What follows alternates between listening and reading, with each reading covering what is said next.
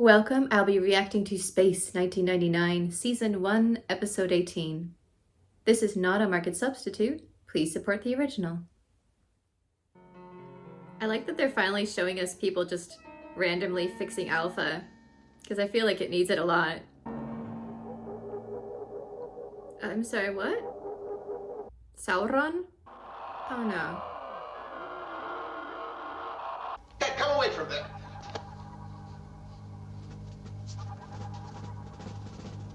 Kano! Oh. You need security, not the commander. Sandra, get security! Security to main mission. Exactly. Security to main mission. Why did you do that in the beginning? Why don't they have a security person posted to main mission at all times? Because things like this happen a lot. I guess there is a personnel shortage, but I feel like this is a crucial area. John.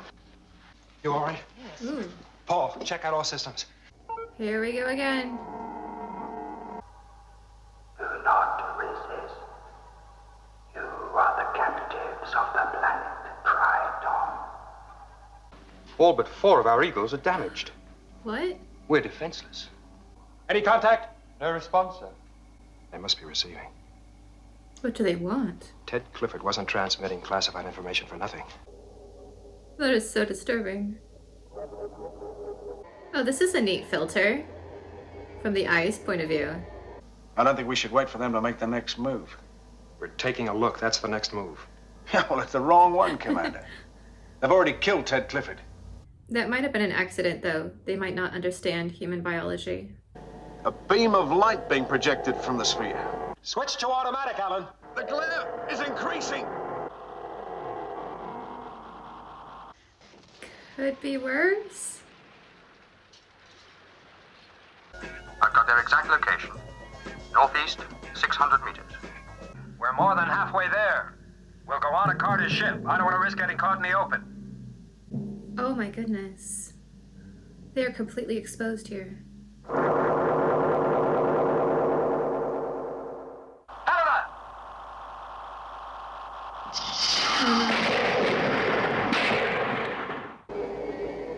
Oh, I love her outfits every episode. They've taken Helena. Double the power of our anti-gravity shields. Triple it, whatever the hell it takes. I don't know, it might work. I couldn't give you any guarantees. Work on it, Victor. All right. Yes, and also they were blinded, so if there's a way to put better shielding up, maybe some blast doors that they can shut down so they don't get blinded by that light, I feel like that would help too. Whatever they want from us in return, they could simply Take it. just come and get it. I have to admire how calm and direct she is in this situation. Lucky for me, Mara brought us in. Mara, He was dead. you'd switched on a manual. Oh, no, I was in Never Never Land. All set, Parks? Well, we changed places. Besides, Commander, I already know the way. Also, Parks would probably have been a red shirt. What's your new anti-gravity shields? 50% power. I like how on Space 1999, the buttons are labeled. It may not look as pretty as Star Wars, but then you actually know that things are. Like when the commander just pushed that button, it was labeled. If you're on, say, the Millennium Falcon, it's like there's just switches and buttons everywhere. And if you're, say, under fire, like on the ride, when you're getting thrown around, as an engineer, you're trying to switch like 7 different buttons and switches at the same exact time. And trust me, when you're getting flung around, it's really hard to push the correct buttons, even when they're lit up. So I can only imagine what it would be like to be, say, an engineer or a co-pilot on a Star Wars ship, trying to get the right button that's completely not labeled. On an Eagle, there's a little sign that says what the button is. It's just another instance of where this show is far more practical. Like, I could see flying in an Eagle and being like, oh, this is that, this is that. Am I the only one obsessed with labeling on starships? Maybe I am. Anti-gravity shield, full power. It's too soon, John. Full power. See, right there, it says shield. That is so cool. Little tiny shield just in the front. Nice. It's working. But how much of an energy drain is it? That's a lot of G-forces there. I'm so sorry for the constant excitement about the labeling. But can I just say, there's a large button with a label that says automatic and another button that says manual. And it's so clear. I love Eagles so much. The downside of seatbelts. Victor was just holding on to his red pen very enthusiastically. But for a moment, it looked like he was holding like a red vine and was like snacking really nervously. And that would have been just epically cool. So I could just headcanon that he was eating a red vine instead of just clicking his pen. Scanner is picking up another object. Helena?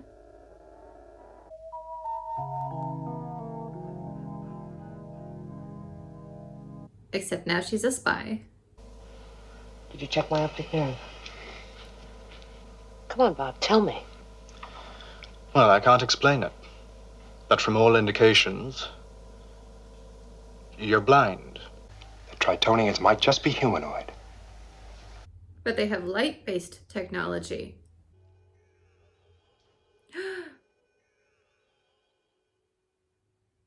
Did she just walk through the door? Memory cell 371 classified. The complete breakdown of our life support system. Uh-oh. Then why don't they just come and get it over with? Perhaps they can't leave their sphere. What if they needed the life support information not so they could attack Alpha, but because they genuinely just needed the information to build their own life support systems? Like something's going wrong with their own technology. What if they're simply an intelligence with no physical form? They're just as trapped as we are. No, Like energy. more so. What do they want? Oh, there's the shot from the opening. I'm pretty sure. Isn't that Victor's? When the computer jams, the force field is shut down. Why are you telling her, though? They can see it. Even if it works, what can you do when you get there? Everybody is playing with their pens this episode. I still think they should have put, like, sunglasses on the front. Ooh. Totally dark. Great shot. I hadn't realized how much they light the models normally. At least they're taking security this time. This is kind of terrifying. Hope you brought a flashlight. Or, sorry, this is a British show. Hope you brought a torch. Well, there goes security. Is he standing on grass? It keeps sounding like he's pushing through that. It won't be necessary. Because I can prove to you that Triton no longer exists. It might be too much information for them all at once. Follow me, this way! Get inside, what are you waiting for? It really could not handle that knowledge. You have a lovely optic nerve, Dr. Russell. Thank you, Doctor. Good. Perhaps knowledge isn't the answer after all. They never did explain who exactly piloted the Eagle back when Carter was unconscious. Maybe it was the Sphere because they did regret what they had done and maybe they stepped in and just nudged it in the right direction. Do you think it was the Sphere or was it something else? It's kind of like the Library of Alexandria, the way Victor was framing it, where you have this planet with incredible technology and knowledge and it just all burned. And here you had this wayward kind of probe, I guess you could call it, roaming the universe, thinking it was helping its planet, but it was all gone. And when it found out that its primary purpose and function was gone, it just couldn't handle it and blew up. And I've seen that with people sometimes that get really focused on what they believe is their primary purpose, whatever that might be. It's different for everyone.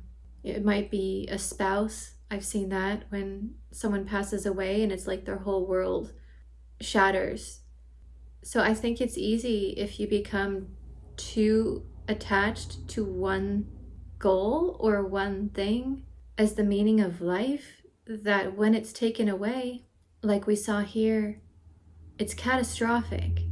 And as I've gotten older, I sometimes wonder, maybe it's more important to have not completely scattered focus, but more than one thing that defines you and gives you meaning. Because that way, if you lose one of those things, it's not the end of the world. It's tragic. You grieve, certainly, but you can go on. I'm not sure if that's the purpose of this particular episode, but that's what came to mind after watching it, is how important it is to have more than one thing that drives you. I think the effects in this story were really good, and it was extremely exciting. One of the more interesting episodes to watch. So much going on, and then poor Helena getting activated like that all the time. That must have been terrifying, and she just held it together. I was really impressed by her with this particular story. I think this was a fantastic one. And people keep saying, oh, year 2 is going to go way downhill. And I'm like, maybe it does, but year 1 is like up here, so downhill is still probably above everybody else. So honestly, I'm not too worried. We'll see.